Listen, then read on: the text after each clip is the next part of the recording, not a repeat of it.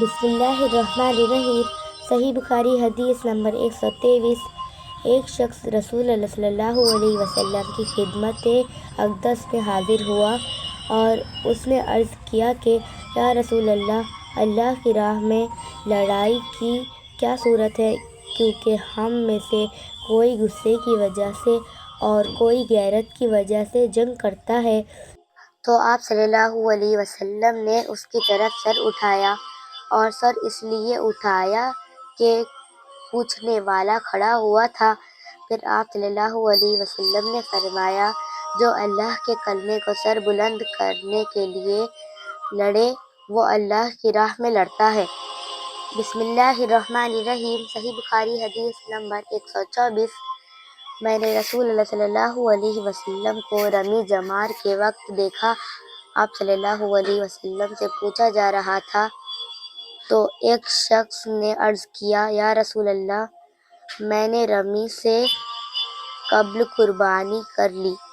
آپ صلی اللہ علیہ وسلم نے فرمایا، اب رمی کر لے، کچھ حرج نہیں ہوا۔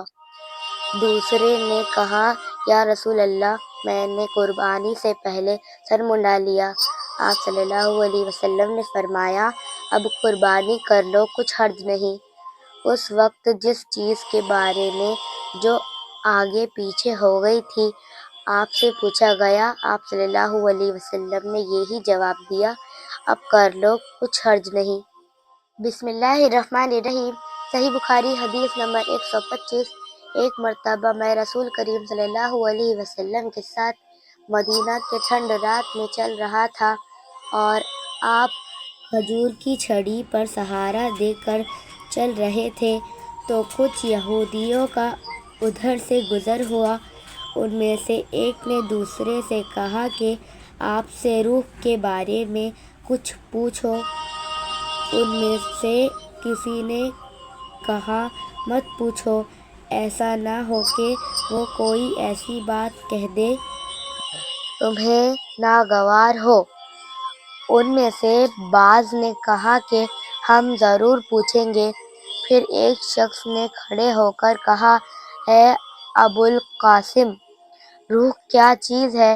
آپ صلی اللہ علیہ وسلم نے خاموشی اختیار کی۔ میں نے دل میں کہا کہ آپ پر وحی آ رہی ہے، اس لیے میں کھڑا ہو گیا۔ جب آپ صلی اللہ علیہ وسلم سے وہ کیفیت دور ہو گئی تو آپ صلی اللہ علیہ وسلم نے قرآن کی یہ آیت جو اس وقت نازل ہوئی تھی تلاوت فرمائی، اے نبی، تم سے یہ لوگ روح کے بارے میں پوچھ رہے ہیں، کہہ دو کہ روح میرے رب کے حکم سے ہے، اور تمہیں علم کا بہت تھوڑا حصہ دیا گیا ہے، اس لیے تم روح کی حقیقت نہیں سمجھ سکتے۔